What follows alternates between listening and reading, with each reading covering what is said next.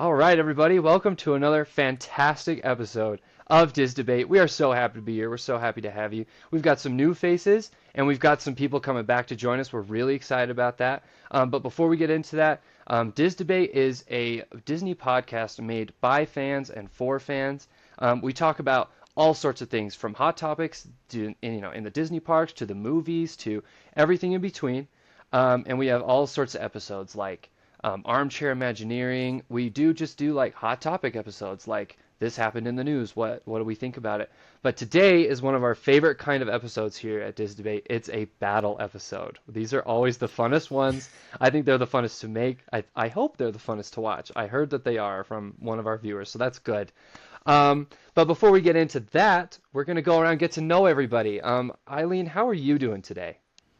I'm good. How are you today? I am fantastic. Is there places that I can find you on Instagram so I can get to see Well, your stuff? yes. Well, I currently changed the name. It's now Mrs. Workout and Adventures. Okay, So the awesome. only difference. Yeah. And Jonathan, how are you doing today, my friend? It's good to see you back. Hey, I'm doing well, thanks. Excellent, excellent. And can we find you on socials anywhere? You can find me at Jathan_MC131 and at Straight Onto Disney Hmm. Pod. Nice, fantastic. Andrew, how are you doing today? It is nice to have you with us. First time. Thank you. I'm excited. You can find me at SoCal Dad here, Hmm. and it's a IG with about Disney, kid life, everything. So Absolutely fantastic. Well, it's good to have you. Sophie, how are you doing today? It's good to have you back once again. I'm excited. Yeah, I am doing okay. Yeah, I'm glad to be back. And my Instagram is Sophie's Travel Journal. Awesome. And then my good friend Joe, how are you doing today? I'm very well. It's the first time on the podcast. I think that we, as Brits and the States, have matched each other in numbers. So I'm a bit blown away by that. That is very rare. Usually I'm a lone man over here Yeah, representing. Oh yeah. man. But no, it's good. It's good that we got this sort of diversity on you. But yeah, I'm Joe. Joe over the years on all social media, so you can find me there. Perfect. Okay, so before we get into today's battle episode, really excited. We just want to spend a few minutes with a new segment we're trying out, just called we're just kind of call it like daily news or recent events or whatever, and we're just going to discuss things that have happened between episodes that are currently happening. We'll do episodes on most of these things later, but we just kind of want to get everyone's like fresh opinion about it while it kind of happens. So today's one that we want to talk about is, of course, the Carousel of Progress retheme. And I know a lot of people were ready for Walt to be added, but I don't think a lot of people were ready for a complete refresh. I'd like to hear what everybody thinks. Like, lay it on me, because I want to hear it. I'm disappointed that I'm not going to have my 20-minute AC break in September because it closes like soon. Yeah. When does it close? It But closes in July, doesn't it, or something like that? yeah, and I'm just like, well, I think it does need to be upgraded because it's very out of date. Um, but also it's going to be closed for quite a while. I think it said like next year. I think the reopening is, Yeah. which is I think. quite a long time really for it to be shut. I'm happy that's going to be updated. Yeah. Not happy, but I'm very much in the same boat because me and Sophie are going around about the same time this year, and it is a nice break from the heat, being able to sit down, listen to the song, Hmm. and it is a break which is needed in the park. Although I am excited, we're going to see this Walt animatronic, which um, hopefully is a better looking one than what California got.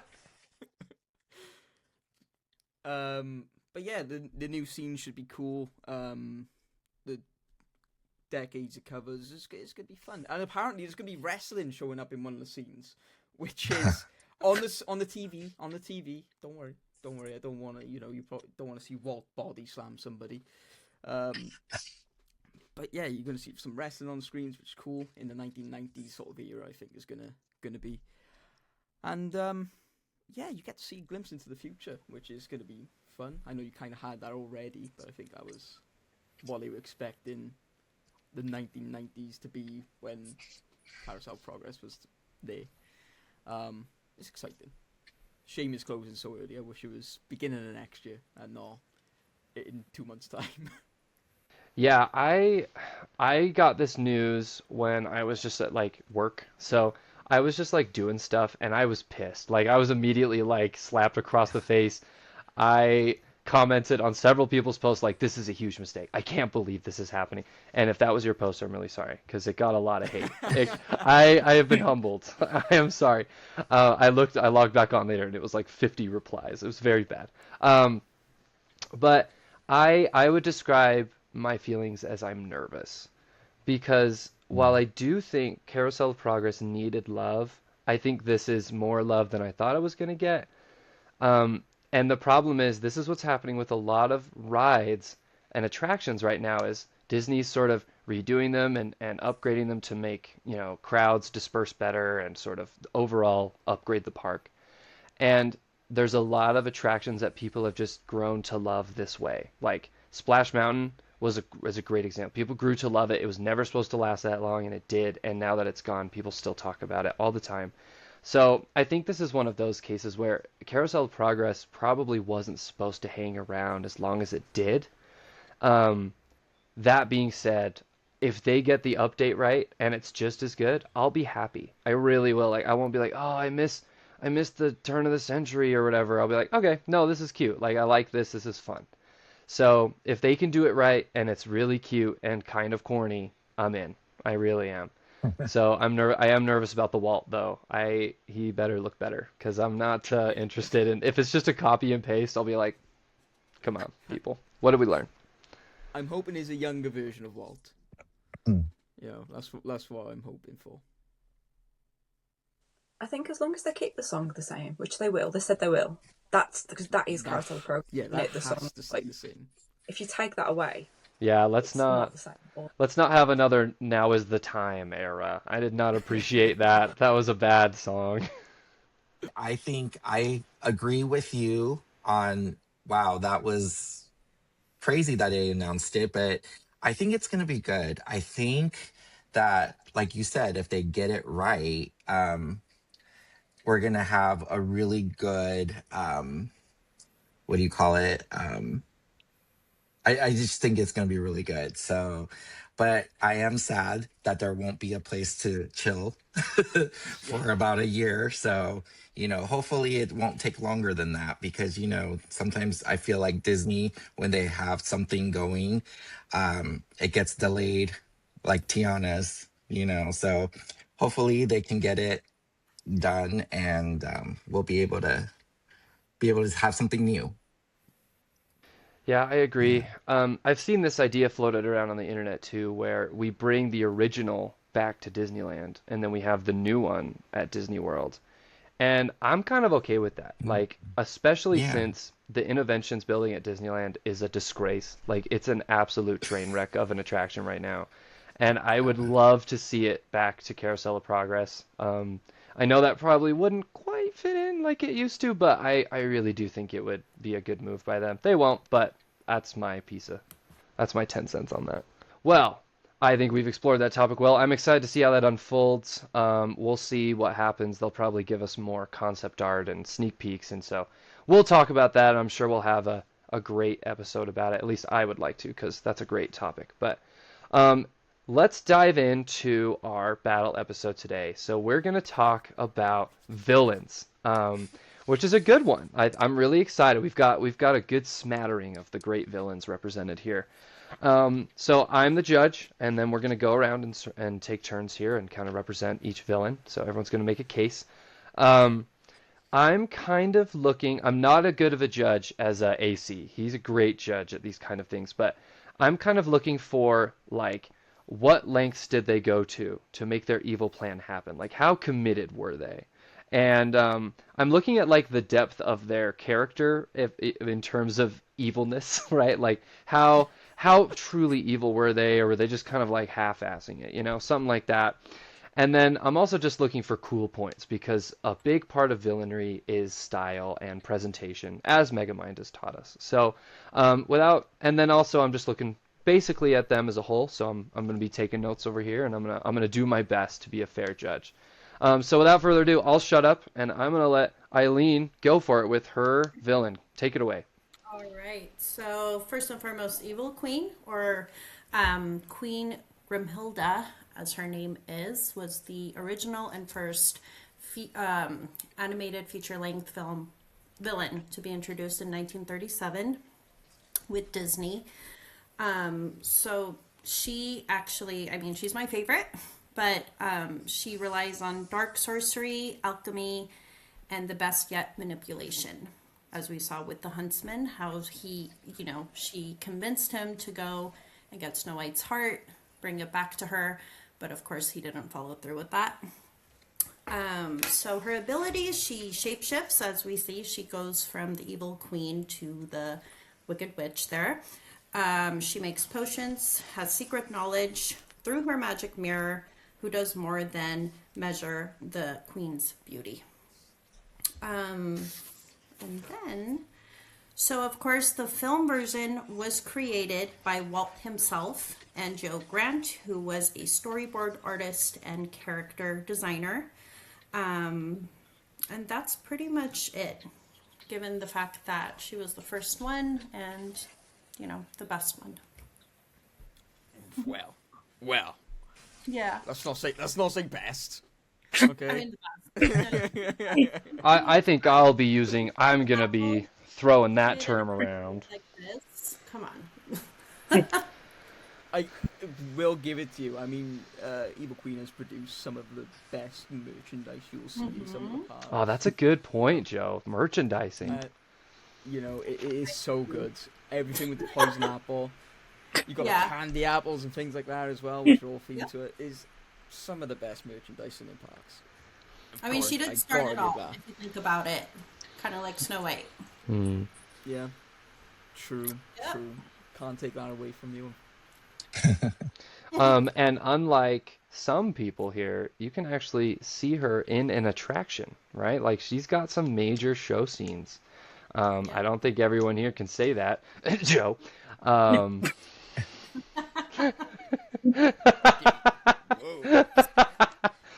Didn't realize you were just gonna come out for me like that. Yeah. Ooh, those are good points. So, in terms of the Evil Queen, how, like, I don't know, is it just that because I'm worried that she's a little bit. I'm trying to question how evil she really was, right? Because if I'm looking at it on the surface, all she did was see that Snow White was fairest, and then I guess she did try to kill her or at least put her to sleep, take her out of the picture. Yep. I don't know. Is that the whole plan? I mean, yes, to overtake and rule. Yeah. I see. I mean, given the time period it was from, and of course the original story it came from, but yeah. Okay, fair enough. Original story. Okay, I've got some good notes here. All right. I think I'm good. I think we're all pretty well acquainted with the Evil Queen. I think we know her pretty well. Jonathan, would you like to present next? Yeah. Okay. So, Ursula, the first Disney villain to have her own Disney villain song with her unfortunate souls. She's so in the original fairy tale, by Hans Christian Andersen, the sea witch is only in. So the sea witch in the original is barely in it. So when it came to creating the Little Mermaid, they had so much more of a playing field in what they could do with the sea witch, and that was then creating Ursula. And she obviously made deals with multiple of the underwater world, as it's kind of implied throughout the song.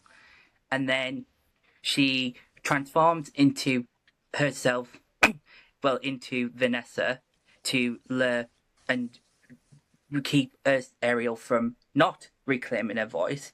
So in terms of villainy, she did go to quite a few lengths. Yeah, she died though. She died though. Yeah. See, To be that's a fair, good. many people on these villains died. Yeah. I mean, I think most villains have lost, but I would agree because I did they kill the evil queen? Did she die? They did in the Mhm. 1937 version, yes, but the rest of the adaptations, depending on which one you watch, Uh-huh. she doesn't. But yeah, the original, yeah, I see. you do I'm gonna kill her put off. I'm putting a little skull and crossbones next to ones that died, which is all of them, but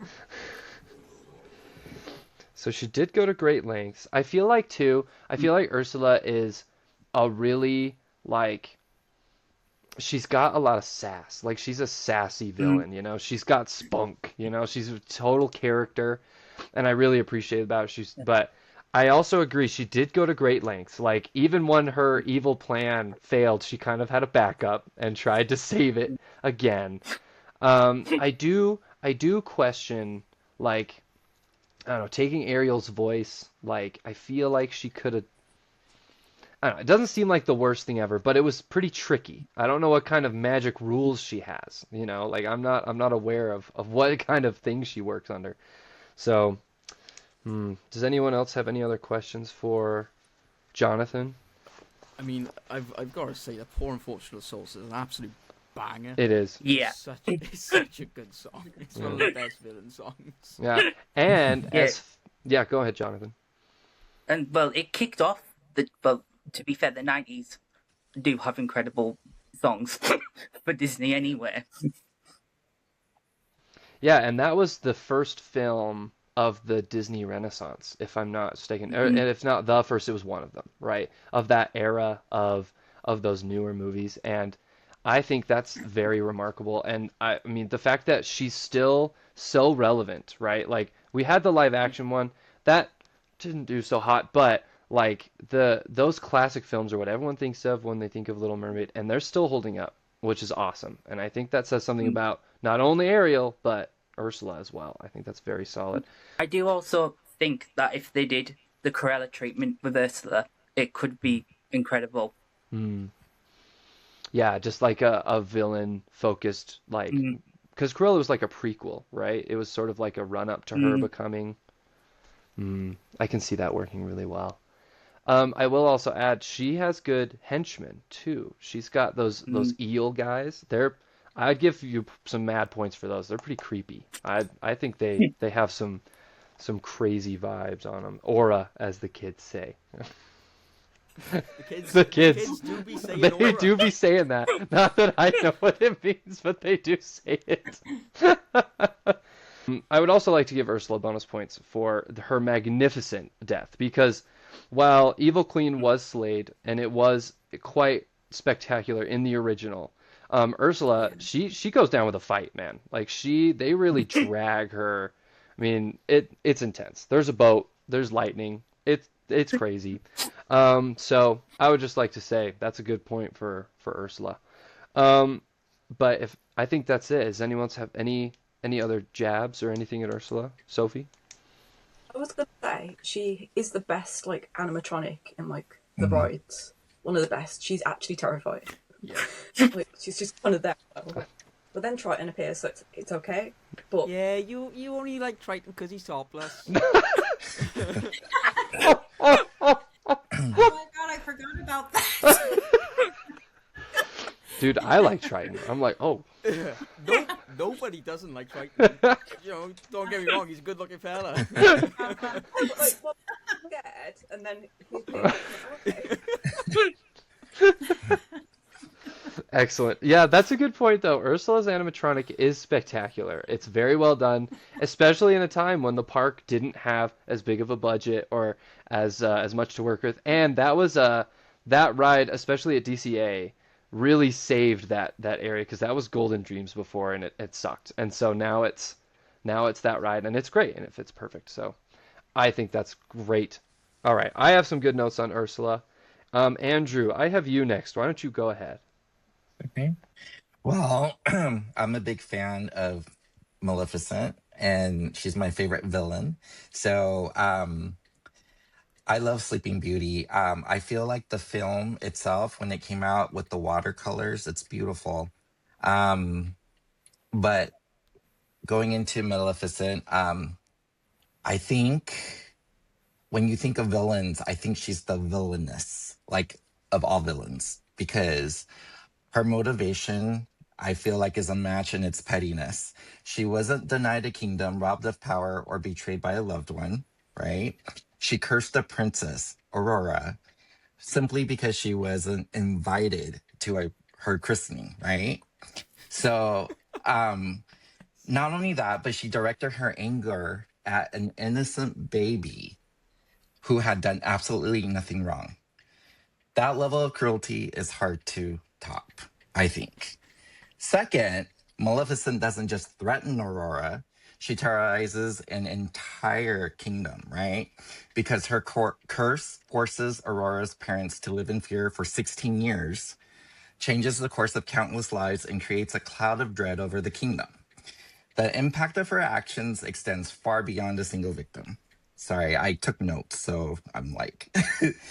And then I feel like Maleficent is one of the most powerful villains Disney has ever created because she commands dark magic, controls fire, casts powerful curses, and leads an army of loyal minions.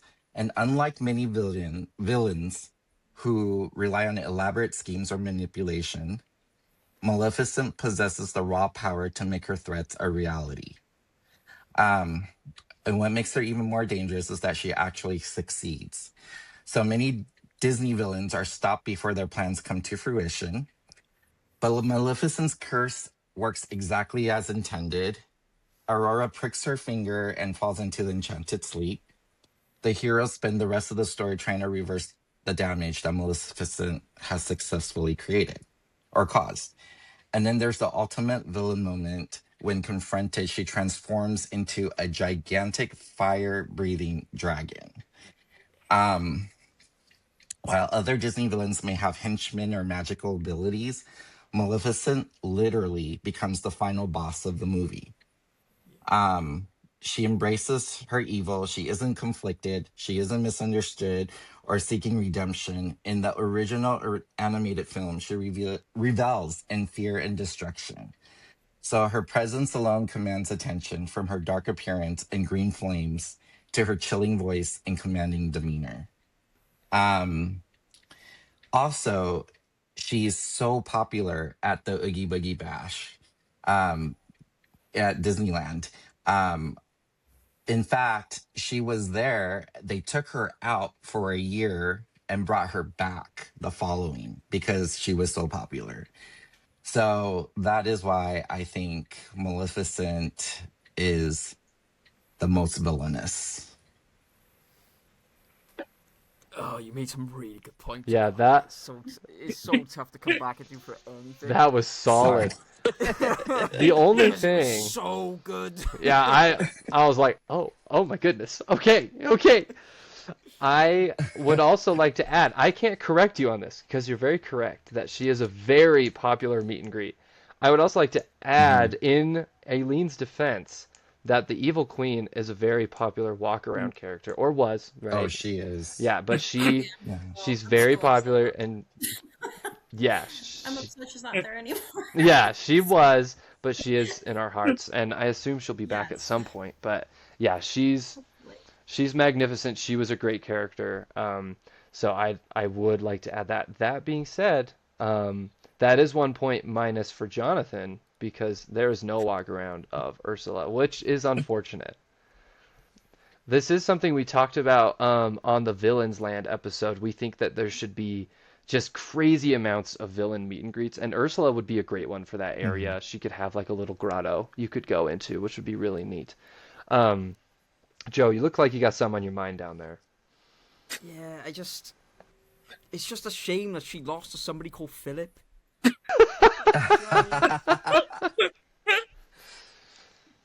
It's I mean, could be worse. Could be Eric. Writing that down, went down to Philip. but look, she had to be stabbed in the heart to die, It's true. right? It's true. But what I'm hearing there, right, is she died Right, she died. You're Skull right. and crossbones next to her name. So Three for three. she's she's good. Don't get me wrong. She's a dragon. Big fan of dragons. Yeah. Big fan. Yeah, I think Andrew's right. I do like that she's just inherently like petty. I like that you put it that way, that she cursed a child. Like that's for like the smallest, I dumbest mean, thing, which is hilarious.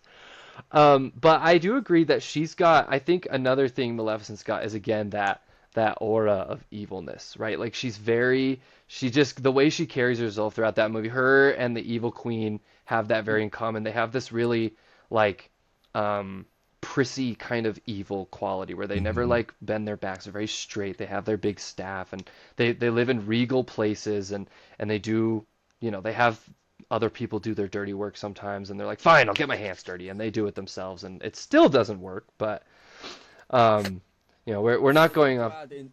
I'd like to add in defense of Maleficent as well. The live actions are fantastic. Oh, it's so good. So good. Oh I will yeah. not fight you on that. It's phenomenal. They're such good films. Ah, I don't like this because is you guys are gonna beat me. Can I also say, like, I don't know if anyone's watched Descendants or if it's just me, but I love Descendants. And she's also in that. And Mal is like her daughter. That's like she's the main character of Descendants. So the whole of that franchise is really centered around Maleficent as well. None of the others True. really featuring it that much. I mean, I just love her features, like her horns and just being green. Hmm. It's like that's evil.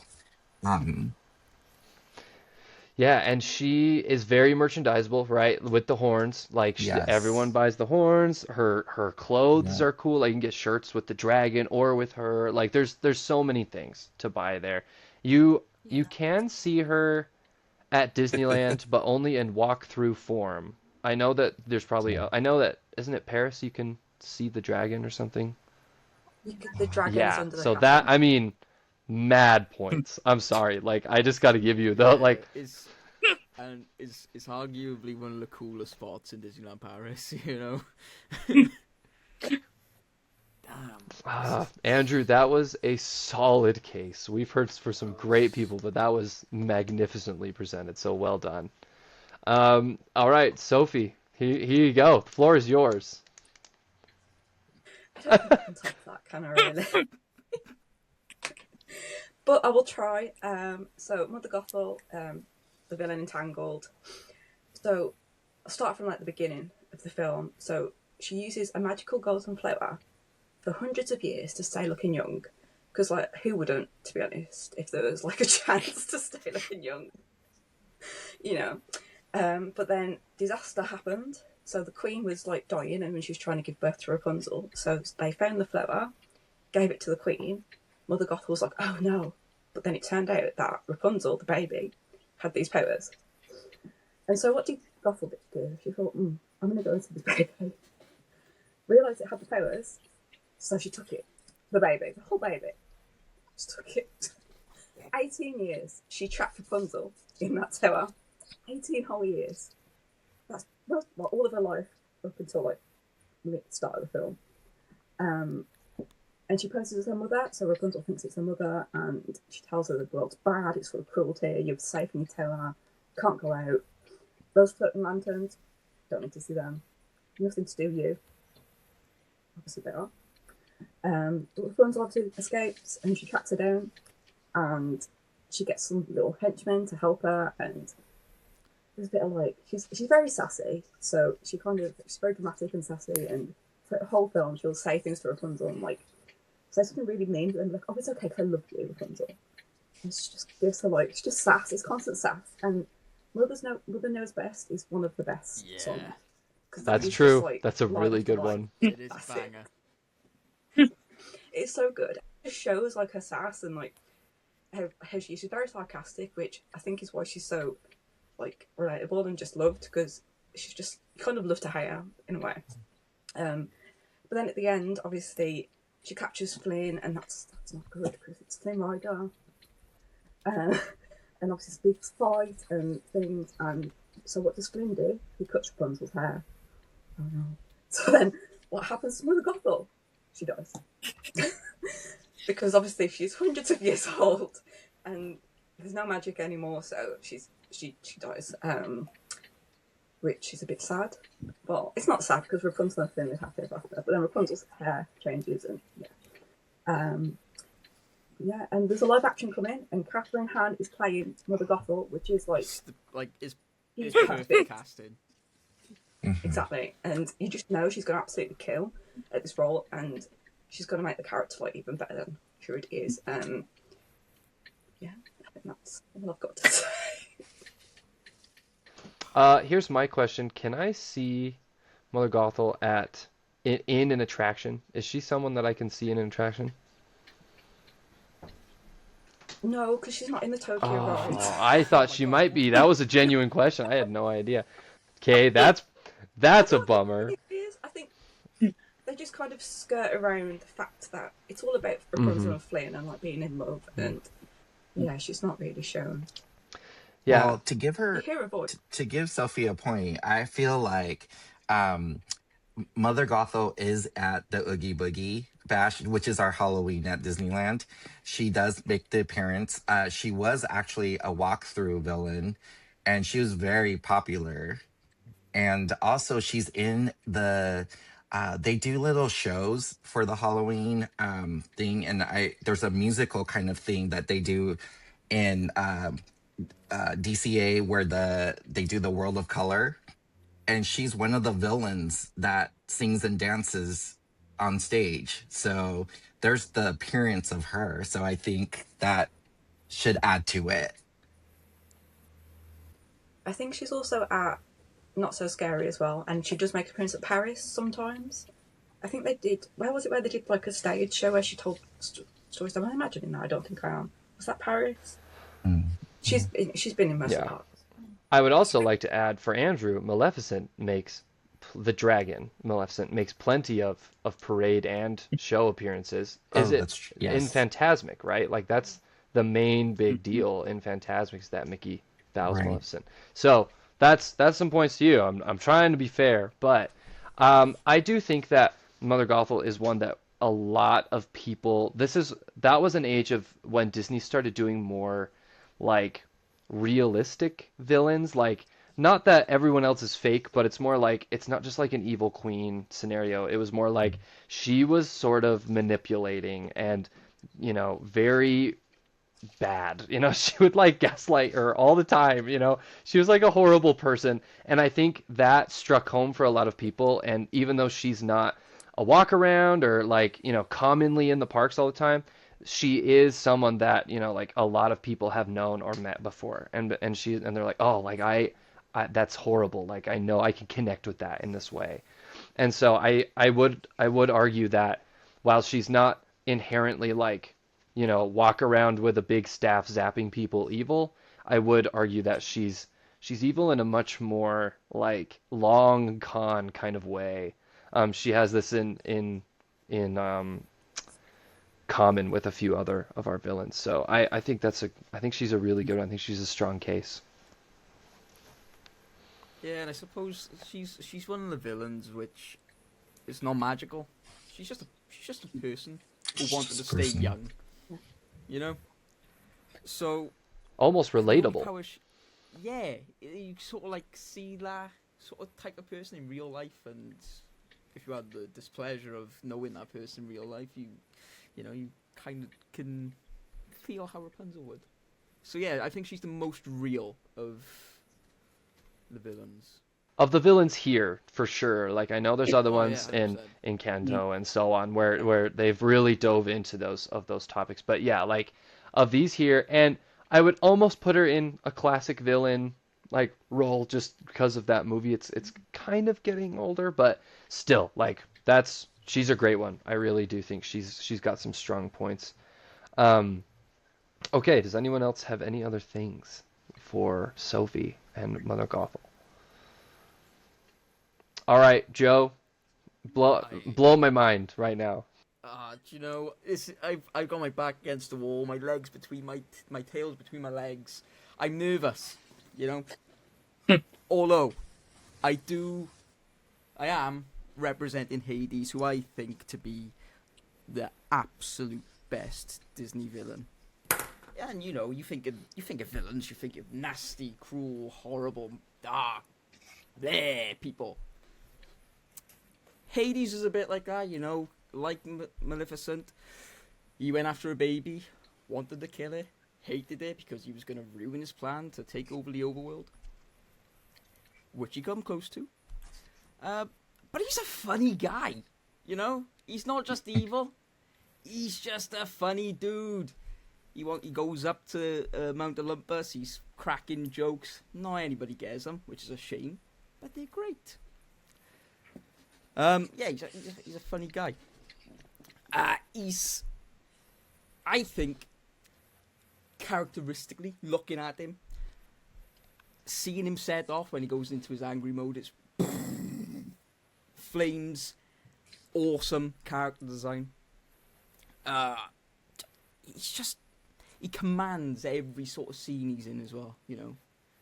He makes that Hercules film much better than what it would be if it was just a love story about Hercules and Meg. You know? Don't get me wrong, he's a clever guy as well. You know? He's making deals, he's manipulative, he likes a bet. Much do I.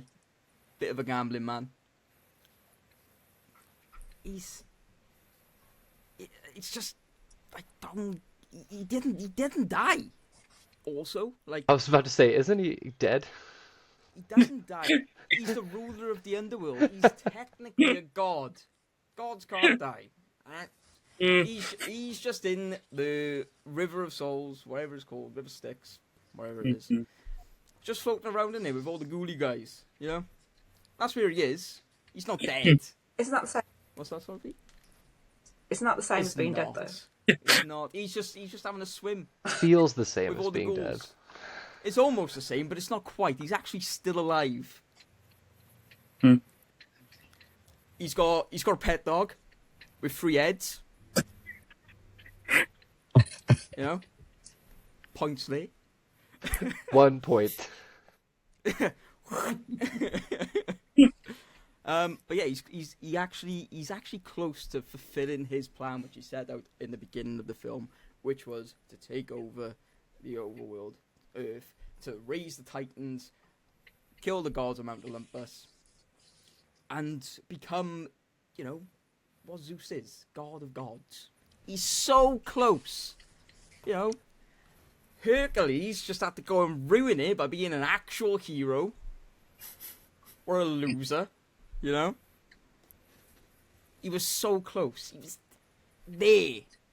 And then the Titans got cold feet. They went back in their hole because Zeus come back.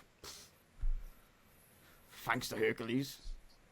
But he was so close to completing his plan. I think more so than what any of the other guys did here. You know? Well, I have It to was say, Maleficent completed her plan. No. It was the no, fairies no. that saved her, Yes. or Prince Philip. I mean, Mother Gothel got away with it for hundreds of years. No.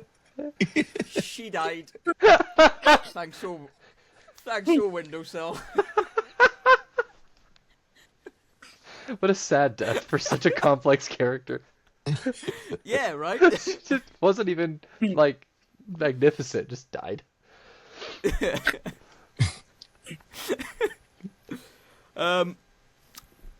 But yeah, like I said, he's a funny guy. He's not like evil. Don't get me wrong. He did want to kill a baby, much like Maleficent. You know, or curse the baby. You curse the baby. Hades wanted Hercules dead, and he was close. Was. 99. But her curse was to have her die. Yeah, I bet. Did she? I mean, it didn't work. So she made everybody suffer for 16 years. That's just like it's like normal life. You know, it's like real life.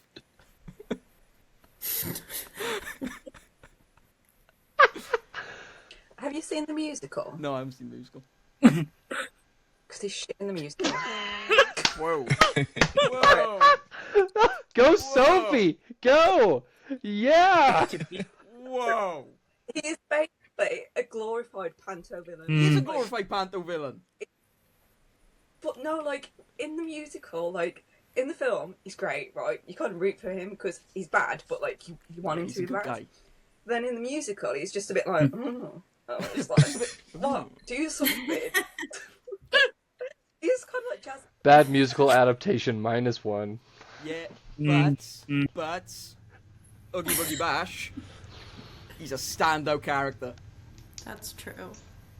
You know, Yeah. he's such a cool character there, and obviously you see the effects of him going red and getting a bit angry.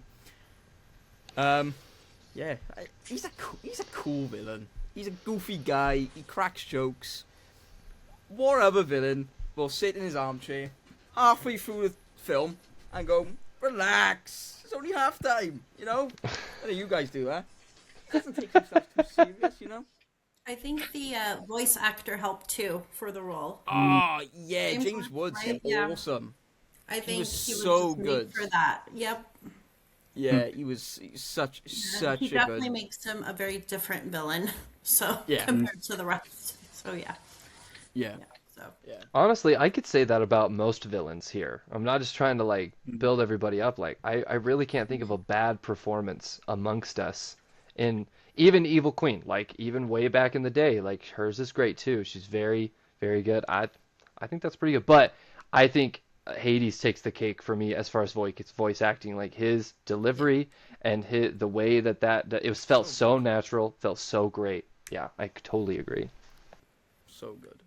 Now, can I see Hades in the park? Does he have a ride? No? Was that? No. No. Mm. No, you don't see him. But like I said, he's pretty cool looking. Shut up, Jackson! Stop picking on me. Oh. So the only way to see him is in one park at a specific time of year. He's the only one, well, apart from Ursula. Shut up, Soph. Yeah, Oh, I think we hurt Joe's feelings. yeah, you did. Like I would travel to go see him because he's so cool. You know. Don't get me wrong, I'm wearing the other guy's merchandise. I think I look dashing.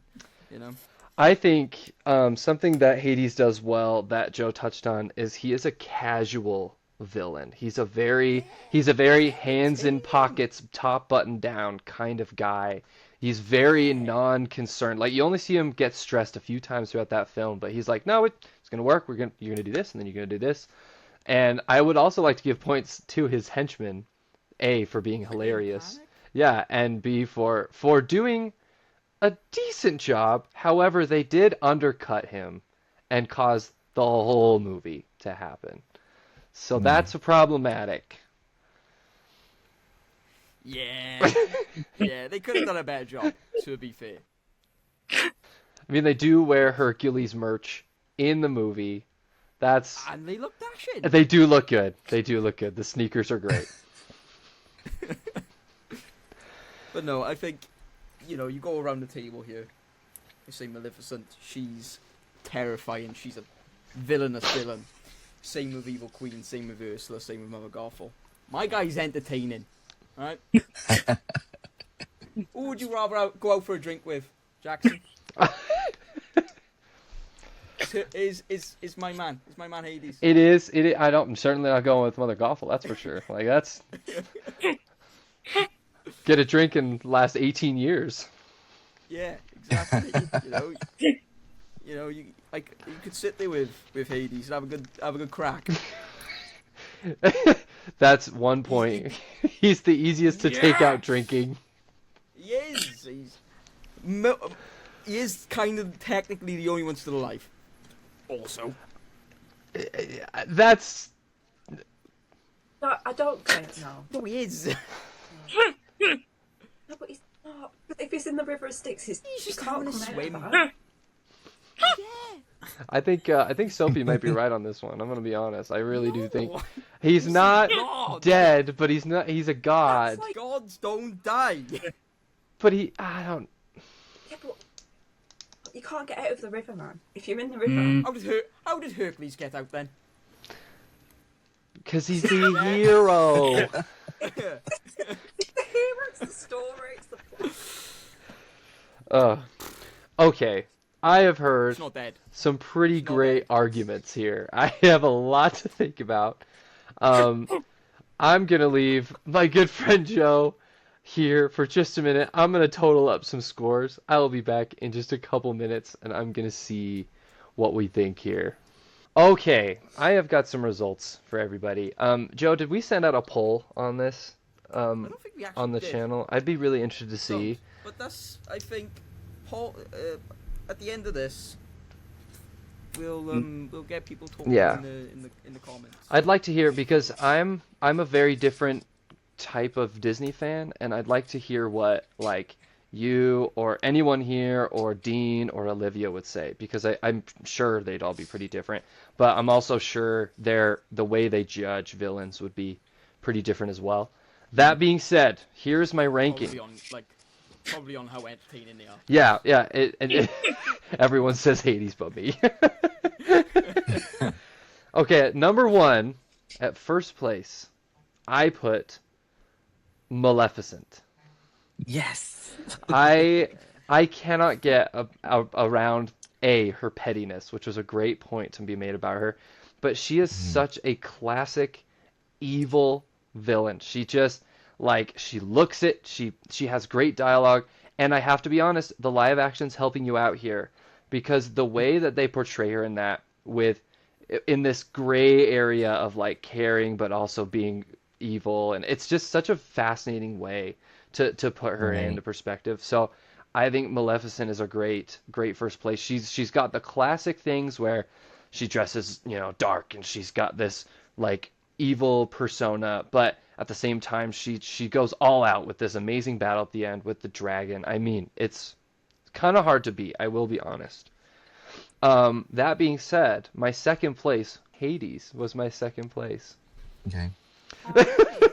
Podium finish for Joe. Mainly because based on how evil he is, he does get really close to his plan, and it is quite ambitious. He tries really hard, and he tries to overthrow Olympus. I mean, that's no small feat, right? I'm sure other gods have tried. He got very close.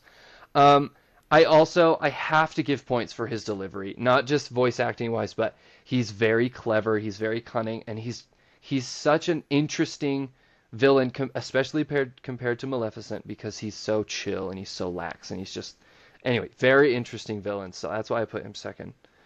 For third place, I have the Evil Queen, which is Aylin's.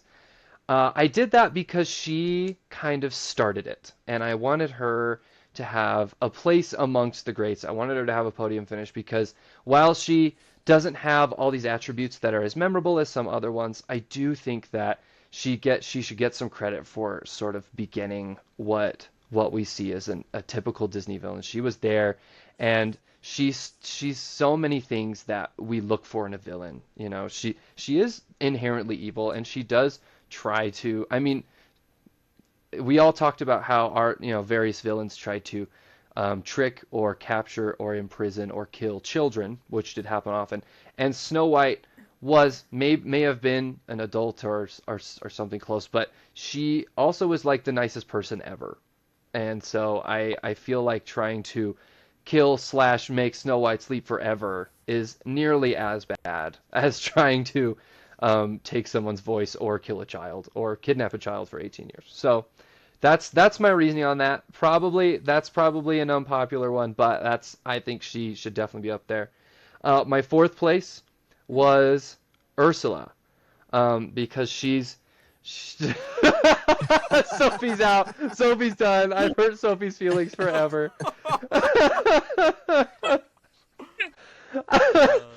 I put Ursula there because, again, goes out with a bang, really great villain, really evil person. But I just felt like she kind of fumbled a few times. I feel like she could have upped her game and really had it work out. That being said, very memorable, great music, very sassy, awesome villain. I dig her. She's awesome. And in last place, I had Mother Gothel, which is not personal.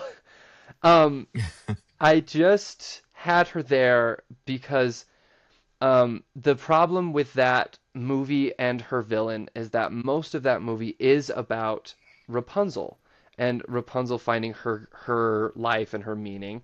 And so I think what will really help is the live action because it will probably shed a lot more light on Mother Gothel and we'll be able to see her and her character in a more different way. And so I think that that would help you. Um, that being said, there is a lot of villains I would put underneath Mother Gothel if we had more villains represented here. She is not by no Mhm. means a bad villain, and I would consider this a good top 5 for all the villains that we have in the Disney slash Pixar or whatever. Like I would put these villains right here compared to anyone. So really, everyone's a winner. But that's my ranking. There you go. Yay. Yeah, good job, everybody. We did great. I probably made some people a little upset. Feel free to talk in the comments amongst yourselves. I'll dip out early. You guys can diss on me for my terrible opinions. No, that was great. I think Mother Gothel was a bit snuffy. I thought it was going to be a top 3 finish for her. To be honest. Mm. Justice for Gothel. I'm going to make a t-shirt. I've started a movement. I'm gonna be banned. Like I'll get in Disney lines, and they'll be like, "You're not. You can't write this. Sorry. You're gonna get barred." She is such a great villain. This was hard. I'll probably go to bed tonight and be like, I think I was wrong. Joe actually didn't put that much of a compelling argument together. You should have been last. I don't know, man. Hades does a lot of the talking for you, both in his film, but also as a character. I don't know. They're all really good, and like I said, this could be a top 5 of every villain. Like it really could, because Mother Gothel finishing 5th for every villain. She could finish higher, but honestly, like there's some pretty crummy ones out there, and I think she's pretty great. Right. Thank you so much, everybody, for coming and joining us on Diz Debate today. We especially love making the battle episodes. They are just so fun. I really appreciate everyone for being here and doing your research and bringing your senses of humor and for being willing to represent. Appreciate it. If anyone here, or any of our viewers have problems with my ranking, please let us know in the comments. Feel free to watch more podcasts of our podcast so you can get to know me better and then agree with me later. But please watch every episode because it will take every episode. But thank you so much for watching. We will see you next time on Diz Debate. Goodbye. Thank you. Every time, Joe. That's gonna be one of your things.